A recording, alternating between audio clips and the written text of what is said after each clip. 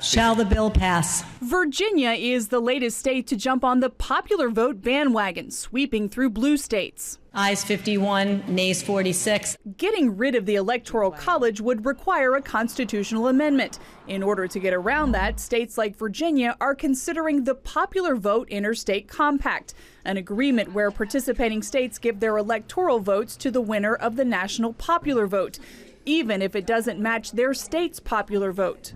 15 states and the District of Columbia, representing 196 electoral votes, have already passed the measure.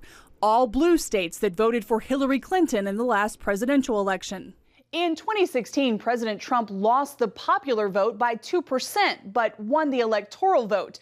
Just days after his surprise victory, prominent liberals started sounding the alarm to change the rules. This has happened twice now, since 2000. Al Gore and now Hillary, and it seems to be happening to one party. Only us, only Democrats. Right, which is, of course, the way they would want it. Yeah. You kind of can't blame them for that. But how do we fix that? There's a simple solution to it. We have to just abolish the Electoral College. It's not...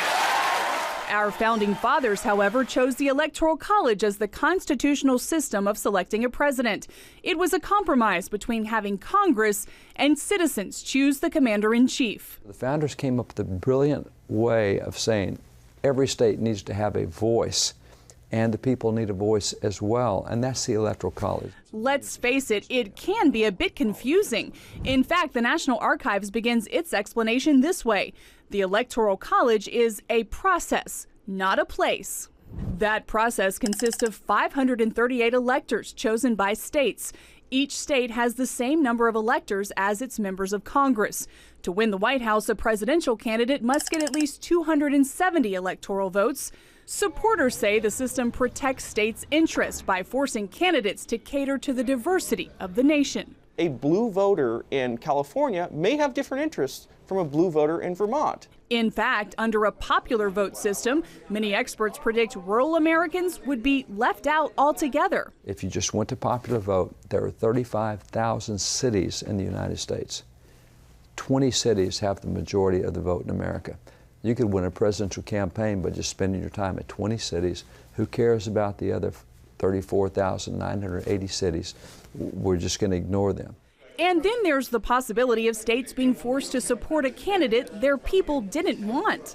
For instance, if this proposed popular vote system had been in place for 2016, all of Tennessee's 11 electoral votes would have gone to Clinton, even though 61% of Tennesseans voted for Trump.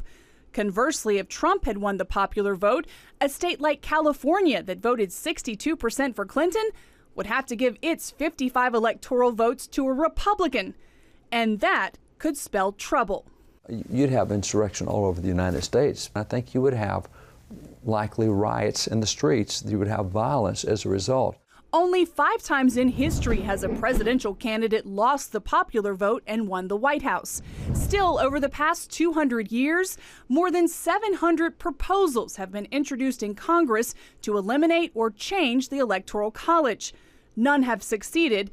Then as now, many political scientists think it's short-sighted. It's not really looking at the future, it's looking at right here, right now. And that's a reckless thing. The push for the popular vote has also become much more partisan.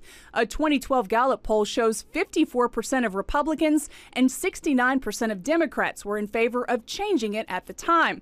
4 years later, 19% of Republicans and 81% of Democrats favored the change. Reading the tea leaves of their base, top Democrats Bernie Sanders, Elizabeth Warren, and Pete Buttigieg all agree it's time to get rid of the Electoral College.